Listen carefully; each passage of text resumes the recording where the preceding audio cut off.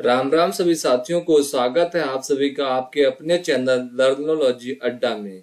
जैसा कि आप सभी को पता ही होगा, हम ग्राम पंचायत अधिकारी के फुल सिलेबस को पढ़ा रहे हैं और मैं भी आपकी तरह ही 66,691 बच्चों में से एक हूं जो ग्राम पंचायत अधिकारी की तैयारी कर रहा है। मेरा नाम आप देख ही रहे हैं, गौरव द्विवेदी है और मैं आज इस क्लास में ग्रामीण विकास योजनाओं एवं कार्यक्रम के अंतर्गत हम पढ़ेंगे ग्रामीण क्षेत्र की योजनाओं को, जो आज हमारा पार्ट 3 होने वाला है। इससे पहले हमने पार्ट 1 पार्ट 2 देखा है और हमने ग्राम पंचायत अधिकारी का जो फुल सिलेबस है उसको एक प्लेलिस्ट बना रखा है हमने। अगर पुरानी वीडियो आपने नहीं देखी है तो आई बटन में लिंक दे रहा हूँ, जाकर आप पूरे प्लेलिस्ट को देख सकते हैं। सबसे पहले आप चैनल को सब्सक्राइब कर दें और बेल आइकन भी दबा दें, जैसे सबसे पहले आपको कोई भी अपडेट हो, मेंस की फीस कब भरी जाएगी, एग्जाम कब होगा, रिजल्ट कब आएगा, आखिरी तक मैं आपके साथ बना रहूंगा क्योंकि मैं भी वीपीओ एस्पिरेंट हूँ। तो चलिए देर ना करते हुए वीडियो को शुरू करते हैं। भारत सरकार की योजनाओं को आज हम देखेंगे। पहले हमने पार्ट 1 पार्ट 2 में भी योजनाओं एवं कार्यक्रमों को देखा है, लेकिन ये वीडियो इतनी लंबी है, इतने योजना चलाए गए हैं सरकार द्वारा कि वीडियो तीसरी बनानी पड़ रही है। इस वीडियो में चैप्टर खत्म हो जाएगा। 20 मार्क्स का पूरा चैप्टर था और हमने इनको देखा। तो चलिए शुरू करते हैं। सबसे पहला कार्यक्रम देखते हैं। जब देश हमारा आजाद हुआ तो एक सीडीपी कार्यक्रम चलाया गया, सामुदायिक विकास योजना कार्यक्रम चलाया गया 1952 में। कब चलाया गया? 1952 में। किसके द्वारा चलाया गया? भारत सरकार द्वारा चलाया गया। ठीक है, पहला यही कार्यक्रम था हमारे ग्रामीण क्षेत्र के लिए, जिसमें था सामुदायिक विकास कार्यक्रम। इस सब के बारे में हमने अलग से चैप्टर्स भी पढ़ाए हुए हैं। जब सबसे पहला चैप्टर था हमारा कि भारत में जो आजादी के बाद कैसे हुआ, कैसे मतलब ग्रामीण स्वशासन की स्थापना हुई, तो उसमें सामुदायिक विकास कार्यक्रम, राष्ट्रीय विस्तार सेवा का महत्वपूर्ण योगदान है। इन्हीं दोनों कार्यक्रमों के बाद ही बलवंत राय मेहता की कमेटी बनाई जाती है और वह सिफारिश करते हैं कि त्रिस्तरीय पंचायत व्यवस्था भारत में होनी चाहिए। तो जो पहला दूसरा है ना, सामुदायिक विकास कार्यक्रम सीडीपी और राष्ट्रीय विस्तार सेवा एनईएस, इन्हीं की समीक्षा करने के लिए बलवंत राय मेहता कमेटी बनाई गई थी। तो सीडीपी को देखा हमने 1952 में और राष्ट्रीय विस्तार सेवा एनईसी जो है वो 1953 में भारत सरकार द्वारा। उसके बाद राष्ट्रीय प्रदर्शन योजना 1965 में आईसीआर द्वारा, और उसके बाद मरुभूमि विकास कार्यक्रम जो डीडीपी जिसे बोलते हैं, उसका प्रारंभ होने का वर्ष था 1970-18। किसके द्वारा? ये भी भारत सरकार द्वारा। उसके बाद केंद्रीय ग्रामीण स्वच्छता कार्यक्रम 1986 में चलाया जाता है राजीव गांधी के द्वारा। आप समझिए स्वच्छता कार्यक्रम भारत में बहुत पहले से चलाया जा रहा है, लेकिन ओडीएफ फ्री आज तक नहीं हो पाया था। लेकिन 2014 में स्वच्छ भारत मिशन की शुरुआत होती है 2 अक्टूबर 2014 को, और 2 अक्टूबर 2019 को पूरा भारत ओडीएफ फ्री हो जाता है। ओडीएफ का मतलब खुले में शौच से मुक्त हो जाता है। तो ये वाला भी कार्यक्रम भारत सरकार के द्वारा चलाया गया था। उसके बाद देखते हैं राष्ट्रीय कृषि अनुसंधान परियोजना 1979 में आईसीआर द्वारा शुरू किया गया था। उसके बाद प्रधानमंत्री रोजगार योजना 1993 में भारत सरकार के द्वारा, रोजगार आश्वासन योजना 1993 में भारत सरकार द्वारा, वाटर शेड विकास कार्यक्रम 1994-95 में भारत सरकार के द्वारा। आपको क्या करना है, आप कमेंट में पीडीएफ भी मांग सकते हैं इन सब चीजों का, जैसे आपको आसानी से याद हो जाएगा। जब मन तब आप याद कर पाएंगे, या आप डायरेक्ट स्क्रीनशॉट भी ले सकते हैं। अगर आपको पीडीएफ नहीं मांगना कमेंट बॉक्स में, तो आप डायरेक्ट इनका स्क्रीनशॉट लेकर याद कर सकते हैं। ठीक है, चलिए देखते हैं अगला क्या है। तो इसके बाद राष्ट्रीय सामाजिक सहायता कार्यक्रम 1995 में भारत सरकार के द्वारा।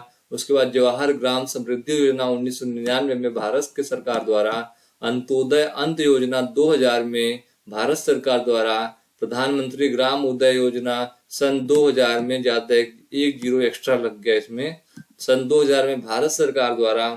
उसके बाद खाद्यान्न बैंक योजना 2001-2 में भारत सरकार द्वारा। काम के बदले अनाज कार्यक्रम भी चलाया गया 2004 में। पूरा कार्यक्रम चलाया गया 2003 में। राजीव गांधी राष्ट्रीय पेयजल मिशन चलाया गया 1991 में, और राजीव गांधी ग्रामीण विद्युतीकरण योजना चलाई गई 2005 में। इसमें हर घर बिजली पहुंचाना इनका लक्ष्य था। उसके बाद राष्ट्रीय ग्रामीण स्वास्थ्य मिशन कार्यक्रम 2005 में। देख रहे हैं ना कितने स्वास्थ्य मिशन चलाए जा रहे हैं, फिर भी स्वस्थ और स्वच्छ भारत नहीं हो पाया था। राष्ट्रीय कृषि विकास योजना अगस्त 2007 में भारत सरकार द्वारा। राष्ट्रीय ग्रामीण आजीविका मिशन जून 2001 में भारत सरकार द्वारा। ये सब जो हम योजना देख रहे हैं भारत सरकार द्वारा चलाया गया है हमारे देश के विकास के लिए, लेकिन हम भी ऐसे ही हैं कि हमारा विकास हो या ना हो हमें फर्क नहीं पड़ता है। सरकार अपना काम करती है, जनता अपने तरीके से काम करती है। किसी का कोई जो इतनी योजनाएं चलाई जाती हैं, लोगों को जिनको जरूरत है उनको तो पता भी नहीं होता कि हमारे लिए क्या योजना सरकार बना रही है, कैसे बना जा रही है, क्योंकि अनपढ़ता है, लिटरेसी है। जिनको जरूरत है वो अनपढ़ है, उन्हें पता नहीं लग रहा, और जो उनके पास पहुंचाना चाह रहे हैं वो पहुंचा नहीं पा रहे हैं क्योंकि वो उनका पैसा खा जा रहे हैं। इसके बाद देखते हैं भारत में विकास रोजगार कार्यक्रम, एक दृष्टि में इनको भी देख लेते हैं। प्रथम वित्त आयोग का गठन कब हुआ? तो 1951 में हुआ। उद्देश्य क्या था? संघ और राज्य सरकारों के बीच विभाजन योग्य करों के शुद्ध आगमों का वितरण। जो भी केंद्र और राज्य के बीच में ये थी कि जो कोई भी राजस्व है जो इकट्ठा होता है राज्य और केंद्र द्वारा, उनको किस प्रतिशत में बांटा जाएगा, कैसे हिस्सेदारी लगाई जाएगी, इन सब पे बात करने के लिए वित्त आयोग का गठन होता है 1951 में। अभी कौन सा वित्त आयोग चल रहा था? 15वां वित्त आयोग अभी चल रहा है। इसके बाद जो हरित क्रांति आई 1966-67 में, जिसे ग्रीन रिवॉल्यूशन भी बोलते हैं, कृषि उत्पादन में वृद्धि करना इसका उद्देश्य था। बहुफसली कार्यक्रम चलाया गया 1966-67 में ही, कृषि उत्पादन में वृद्धि करना इनका भी उद्देश्य था। ग्रामीण विद्युतीकरण निगम चलाया गया 1969 में। ग्रामीण क्षेत्रों में प्रकाश एवं कृषि तथा उद्योग हेतु विद्युतीकरण, इंदिरा गांधी की सरकार थी इस टाइम। उसके बाद त्वरित ग्रामीण जलापूर्ति कार्यक्रम 1972-73 में, इसके बारे में तो हमने पढ़ा था जब ग्रामीण पेयजल योजना पढ़ रहे थे, तब हमने त्वरित ग्रामीण जलापूर्ति कार्यक्रम को देखा था। गांवों में पीने का पानी उपलब्ध कराने हेतु यह कार्यक्रम चलाया गया था। सूखाग्रस्त क्षेत्र कार्यक्रम डीपीएपी 1973 में, इसका उद्देश्य था कि सूखाग्रस्त क्षेत्रों में पर्यावरण संतुलन, भूमि जल और अन्य प्राकृतिक संसाधनों को विकसित करके सूखे से बचाव के उपाय एवं जीवन बीमा की सुविधा उपलब्ध कराना इनका मेन मकसद था। इसके बाद देखें तो ग्रामीण विकास का राष्ट्रीय संस्थान 1977 में, इसका उद्देश्य था कि ग्रामीण विकास हेतु प्रशिक्षण, शोध तथा सलाहकारी संस्था बनाई जाए, जिससे जो भी ग्रामीण में विकास हो सके, गांव में विकास हो सके। अंत्योदय योजना था 77-78 में, गांव के सबसे गरीब परिवारों को आर्थिक दृष्टि से स्वावलंबी बनाना। अंत्योदय का मतलब होता है जो भी अंतिम पंक्ति में, एकदम पंक्ति में अंतिम में खड़ा है, उसका भी उदय किया जाए, इसका मतलब होता है अंत्योदय। दीनदयालु अंत्योदय योजना ऐसा चलाया जाता है।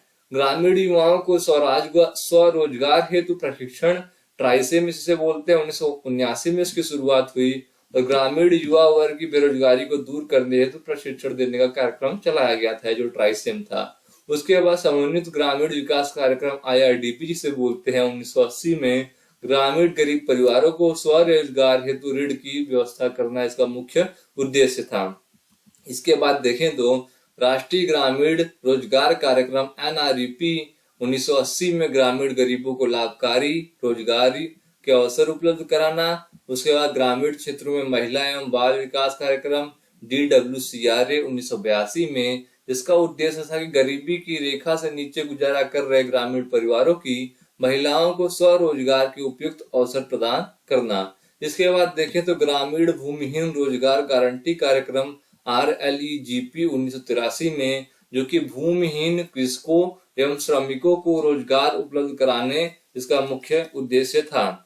इसके बाद देखें तो हम व्यापक फसल बीमा योजना CCIS 1985 में, इसका उद्देश्य यह था कि विभिन्न कृषि फसलों का बीमा करने हेतु इसको चलाया गया था। ग्रामीण जलापूर्ति कार्यक्रम ARWSP 1972-73 में, गांवों में पेयजल व्यवस्था हेतु स्वरोजगार, वित्तीय एवं तकनीकी सहयोग। ये जो है हमारा टॉपिक है, इसको हमने जब ग्रामीण पेयजल योजना पढ़ रहे थे तो उसमें डिटेल में पढ़ा था। उसके बाद जवाहर रोजगार योजना JRY 1989 में, ग्रामीण बेरोजगारों को रोजगार देने हेतु। कृषि और ग्रामीण ऋण राहत योजना 1990 में, इसका उद्देश्य यह था कि ग्रामीण कारीगरों, बुनकरों आदि को 10,000 रुपए तक का बैंक ऋण माफ किया जाएगा। आप देखिए कितनी योजनाएं सरकार द्वारा चलाई गई हैं आजादी के बाद से आज तक, लेकिन हमारे भारत में बहुत ज्यादा बदलाव देखने को नहीं मिलता है। उसके बाद देखें तो कृषि और ग्रामीण ऋण राहत योजना 1990 में, इसको हमने देखा। इसके बाद शहरी सूक्ष्म उद्यम स्कीम SUME 1990 में, इसका उद्देश्य यह था कि लघु उद्यम के लिए शहरी गरीब व्यक्तियों की सहायता करना। उसके बाद आता है सांसदों की स्थानीय विकास योजना 1993 में, जिसमें उद्देश्य यह था कि संसद सदस्यों को अपने क्षेत्र में प्रति वर्ष 5 करोड़ के विकासात्मक कार्य कराने हेतु फंड दिया जाएगा। जो इनका बोलते हैं कि इनका फंड है, इनकी निधि है, सांसद निधि है, विधायक निधि है, 5 करोड़ रुपए की इनकी निधि बढ़ गई थी। उसके बाद देखते हैं महिला समृद्धि योजना MSY 1993 में ग्रामीण महिलाओं को डाकघर बचत खाते में धन जमा करने को प्रोत्साहित करना इसका मुख्य उद्देश्य था। उसके बाद देखें तो जिला ग्रामीण विकास एजेंसी DRDA 1993 में ग्रामीण विकास हेतु वित्तीय सहायता उपलब्ध कराना इसका मुख्य उद्देश्य था। उसके बाद ग्रामीण क्षेत्रों में सामूहिक जीवन बीमा योजना 1995-96 में ग्रामीण क्षेत्रों को व्यक्तियों को कम लागत पर जीवन बीमा की सुविधा उपलब्ध कराना इसका मुख्य उद्देश्य था। कस्तूरबा गांधी शिक्षा योजना 1997 में निम्न महिला साक्षरता दर वाले जिलों में बालिका विद्यालयों की स्थापना कराई गई थी। इसके बारे में तो हमने डिटेल में भी पढ़ा था। तो आपको स्क्रीनशॉट लेते रहिए इसका, या तो PDF मांग लीजिएगा, मैं पूरा दे दूंगा, पर आप आसानी से हमेशा रिवीजन भी कर सकेंगे, याद भी कर सकेंगे। उसके बाद गंगा कल्याण योजना 1997-98 में चलाया गया। मतलब गंगा की सफाई कई बार हो चुकी है, फंड आ चुका है, फंड जा चुका है, कोई विकास नहीं हुआ है। इसका क्या था, भूमिगत तथा भूजल की निकासी एवं रख रखाव हेतु कृषकों को वित्तीय सहायता प्रदान करना। स्वर्ण जयंती ग्राम स्वरोजगार योजना 1999 में इसका उद्देश्य था कि गरीबी उन्मूलन हो और एवं रोजगार का सृजन हो सके। काफी सारी योजनाएं चलाई गई हैं, लेकिन आज भी मुझे कुछ समझ नहीं आता। अन्नपूर्णा योजना 2000 में वृद्ध नागरिकों को निःशुल्क अनाज प्रदान करना इसका उद्देश्य था। उसके बाद प्रधानमंत्री ग्राम सड़क योजना 2000 में, इसको हमने पढ़ा था डिटेल में भी, ग्रामीण सड़कों द्वारा गांव को राजमार्गों से जोड़ना व ग्रामीण विकास गरीबी उन्मूलन। इसके तहत 2004 में हमारे गांव में सड़क बना था प्रधानमंत्री ग्राम सड़क योजना के तहत। जनश्री बीमा योजना 2000 में गरीबी रेखा से नीचे जीवन यापन करने वाले लोगों को बीमा सहायता देना। उसके बाद संपूर्ण ग्रामीण रोजगार योजना 2001 में ग्रामीण क्षेत्रों में रोजगार के अतिरिक्त एवं सुरक्षित अवसर उपलब्ध कराने के साथ साथ खाद्यान्न भी उपलब्ध कराना इस योजना का प्रमुख उद्देश्य था। महिला स्वयं सिद्ध योजना चलाई गई 2001 में, जिसमें उद्देश्य यह था कि महिलाओं को सामाजिक आर्थिक सशक्तिकरण करना, उनको मजबूत करना इसका मुख्य उद्देश्य था। उसके बाद राष्ट्रीय पोषाहार मिशन योजना चलाया गया सन 2002 में। गरीबी रेखा से नीचे रहने वाले परिवारों की किशोरियों, गर्भवती तथा नवजात शिशुओं का पोषण करने वाली महिलाओं को रियायती दर पर नियमित रूप से खाद्यान्न उपलब्ध कराना इसका मुख्य उद्देश्य था। ऐसे आप देखेंगे आजकल आंगनवाड़ी में ऐसे स्कीम चलाए जा रहे हैं। अंबेडकर वाल्मीकि मलिन बस्ती आवास योजना सन 2001 में चलाया गया था। शहरी क्षेत्रों की मलिन बस्तियों में रहने वाली गरीब और निर्बल वर्ग के लोगों को आवासीय इकाइयों की व्यवस्था करना सरकार की जिम्मेदारी भी थी, और उन्होंने उस समय जिम्मेदारी को पूरा भी किया था। इसके बाद जयप्रकाश नारायण रोजगार गारंटी योजना सन 2002 में चलाया गया था। देश के पिछड़े ग्रामीण क्षेत्रों में गरीबों और जरूरतमंदों को रोजगार उपलब्ध कराना इसका मुख्य उद्देश्य था।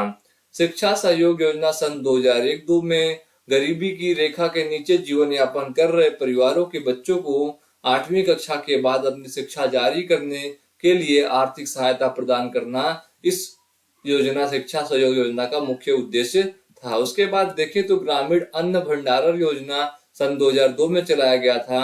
गांव में उत्पादित अनाज को सुरक्षित रखने हेतु गोदामों का निर्माण एवं पुराने गोदामों का जीर्णोद्धार करना था। सरकार के द्वारा ही यह स्कीम चलाई गई थी। निर्मल अभियान योजना 2002 में चलाई गई थी। गंदी बस्तियों में सामुदायिक शौचालय की सुविधा को विस्तारित करना, जहां भी मतलब स्लम एरिया था, झुग्गी झोपड़ी थी, उसमें सामुदायिक शौचालय की व्यवस्था करना।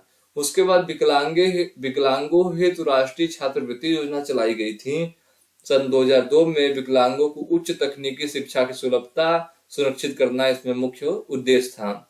इसके बाद चलाई गई हरियाली योजना सन 2003 में। इसका मुख्य उद्देश्य था कि जल संग्रहण, वृक्षारोपण, वर्षा जल का संचयन, पेयजल समस्या का समाधान, सिंचाई हेतु जल उपलब्ध कराना, मछली पालन आदि की इसमें मुख्य उद्देश्य था।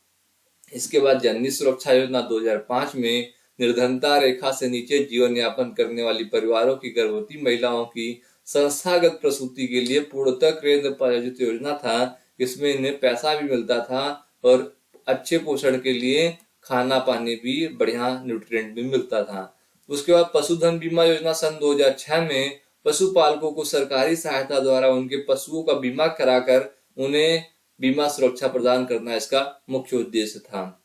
उसके बाद देखें तो आम आदमी बीमा योजना चलाया गया सन 2007 में। निर्धनता रेखा से नीचे जीवन यापन करने वाली ग्रामीण क्षेत्रों में भूमिहीन परिवारों को बीमा की सुविधा प्रदान करना। भूमिहीन मतलब जिनकी एक भी जमीन नहीं है, एक धूर भी जमीन नहीं है, उनके लिए जो योजना चलाई गई थी।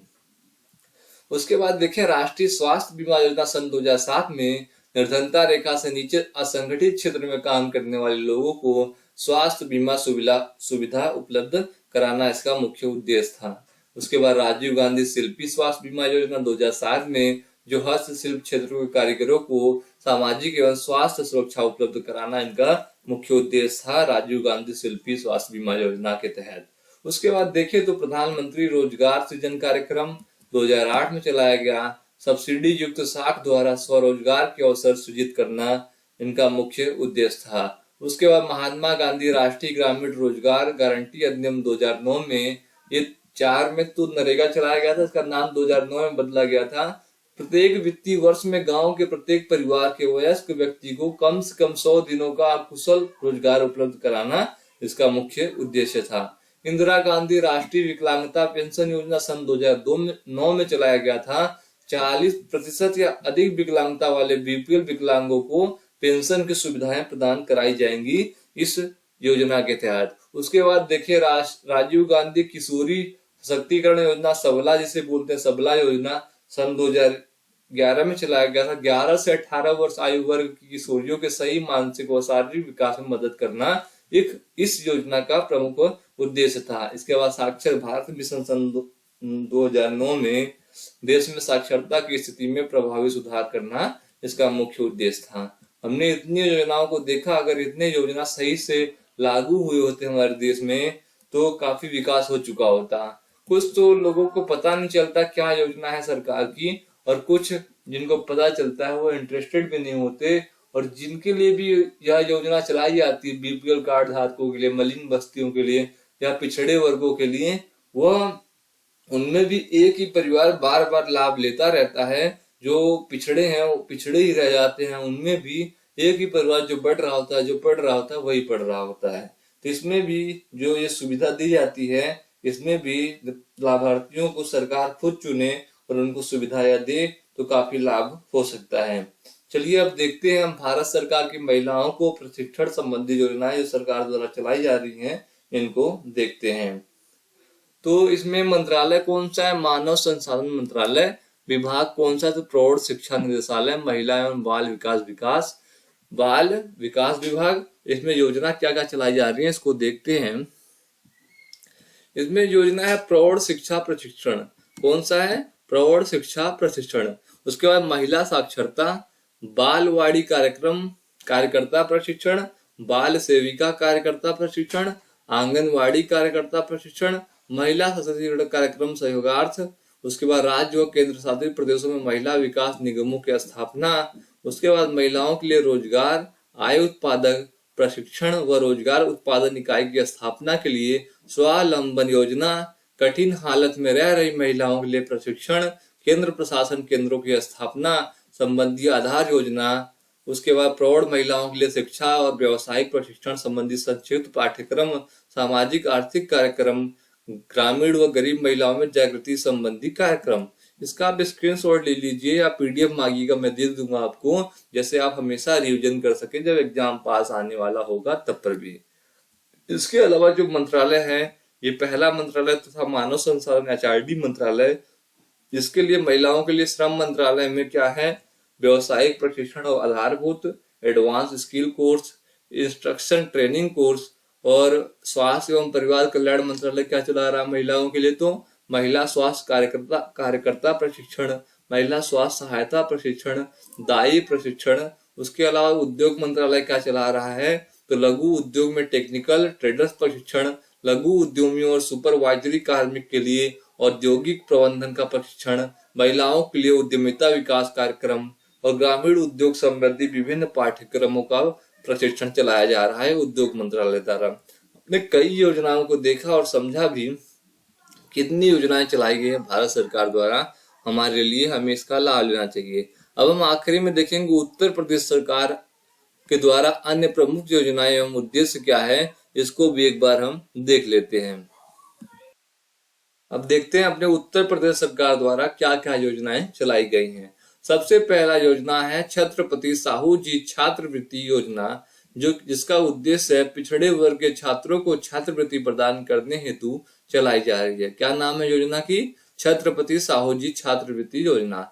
इसके अलावा किशोर शक्ति योजना, किशोरियों को प्रजनन, स्वास्थ्य समस्याओं एवं अधिकारों के प्रति जागरूक करना तथा रोजगार के अवसर प्रदान करना इस योजना का प्रमुख उद्देश्य है। उसके बाद वंदे मातरम योजना 2004 में चलाई गई थी। गर्भवती महिलाओं को निःशुल्क उपचार उपलब्ध कराने हेतु यह सुविधा और यह योजना वंदे मातरम योजना चलाई गई थी। इसके अलावा बालिका समृद्धि योजना 1997 में गरीबी रेखा से नीचे के परिवारों में जन्म लेने वाले अधिकतम 2 बालिकाओं के जन्म पर 500 रुपए दिया जाता था। उस समय बालिका समृद्धि योजना 1997 में चलाई गई थी।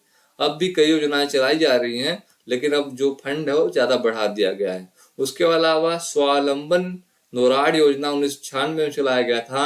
इस योजना का उद्देश्य था कि आर्थिक रूप से निर्बल ग्रामीण एवं शहरी क्षेत्र की महिलाओं को विभिन्न प्रकार के पारंपरिक व गैर पारंपरिक ट्रेडर्स में निःशुल्क प्रशिक्षण प्रदान करने हेतु शैक्षिक संगठनों को धन उपलब्ध कराया जाएगा और वह जो महिलाओं को प्रशिक्षण करेंगे जैसे वह अपना रोजगार स्वरोजगार बना सकें। इसके अलावा स्वाधार योजना 2001-2 में निराश्रित जल से अवमुक्त वेश्यावृत्ति से अवमुक्त महिलाओं को गृह आश्रय उपलब्ध कराकर उन्हें चिकित्सा परामर्श, विधिक सहायता, प्रशिक्षण एवं आर्थिक आत्मनिर्भरता प्रदान करना इस योजना का प्रमुख उद्देश्य था। इसके अलावा मुख्यमंत्री सामूहिक विवाह योजना चलाई जाती है, जिसमें राज्य सरकार द्वारा प्रत्येक नव विवाहित जोड़े को 51,000 तक की वित्तीय सहायता प्रदान की जाती है। उपहार में एक मोबाइल व अन्य घरेलू सामान भी दिए जाते हैं। उसके बाद मुख्यमंत्री किसान एवं सर्वहित बीमा योजना प्रदेश के किसानों और कमजोर वर्ग के लोगों को धन और सामाजिक सुरक्षा संबंधी सहायता प्रदान करना इस योजना का प्रमुख उद्देश्य है। उसके अलावा उत्तर प्रदेश फसल ऋण मोचन योजना सन 2017 में चलाई गई है। इसमें कृषि लोन को माफ करने हेतु कर्ज माफी योजना चलाई गई थी।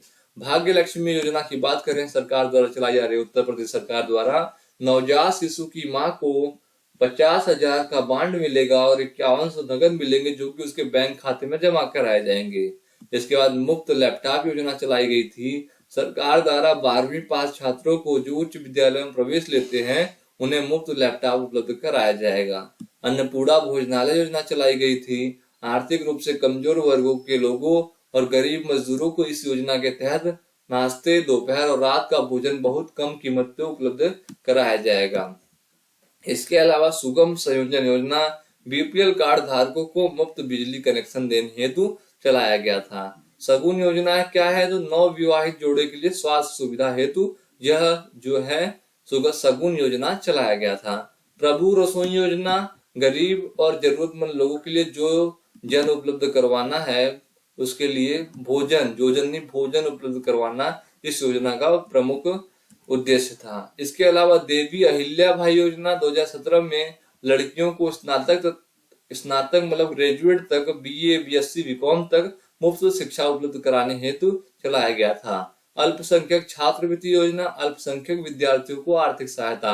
अल्पसंख्यक में मुसलमान ही नहीं होते हैं, जो भी अल्पसंख्यक है जिस इलाके में उसे अल्पसंख्यक बोला जाता है। जैसे भारत में ईसाई भी अल्पसंख्यक है, सिख भी है, जैन भी है, बुद्ध भी है, यहूदी भी है, वो अल्पसंख्यक हैं। सचल पालना गृह योजना मजदूरों के बच्चों की देखभाल और शिक्षा के लिए सुविधाएं दी जाएंगी सचल पालना योजना के तहत। महिला कौशल विकास केंद्र तलाकशुदा महिलाओं को साक्षर व आत्मनिर्भर बनाना इस योजना का प्रमुख उद्देश्य है। फूड बैंक योजना शादियों में बचने वाले खाना गरीबों में वितरण हेतु चलाया जा रहा है। गुलाबी बस योजना परिवहन विभाग द्वारा महिलाओं की सुरक्षा के लिए चलाया जा रहा है। इसके अलावा देखिए फ्री वाईफाई योजना भी उत्तर प्रदेश में चलाया जा रहा है। बसों और बस स्टैंडों पर वाईफाई की सुविधा दी जा रही है फ्री में। फर्स्ट एड योजना है सुदूर ग्रामीण इलाकों में स्वास्थ्य सुविधा उपलब्ध कराने हेतु चलाया जा रहा है। कर्ज माफी योजना जो है छोटे किसानों को 1 लाख तक के फसली कर्ज माफ करने हेतु चलाया जा रहा है उत्तर प्रदेश सरकार द्वारा। कंगारू मदर केयर योजना है।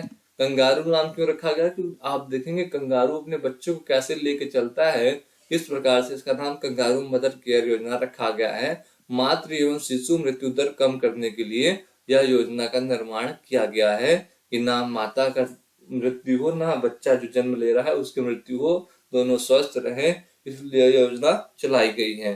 तो हमने उत्तर प्रदेश की अन्य योजनाओं को देखा पार्ट 3 में। हमने पार्ट 1, पार्ट 2, पार्ट 3 में उत्तर प्रदेश की अन्य योजनाओं को देखा। आपने यहाँ तक वीडियो देखी है, आपको पीडीएफ चाहिए तो कमेंट करिएगा, और वीडियो अच्छी लगे तो लाइक करें, और कुछ कमियां रह जाए कमेंट करके जरूर बताएं। और चैनल सब्सक्राइब नहीं किया सब्सक्राइब करें, अपने दोस्तों को जो वीडियो की तैयारी करें उन्हें शेयर भी करें। तब तक के लिए धन्यवाद दोस्तों, जय हिंद।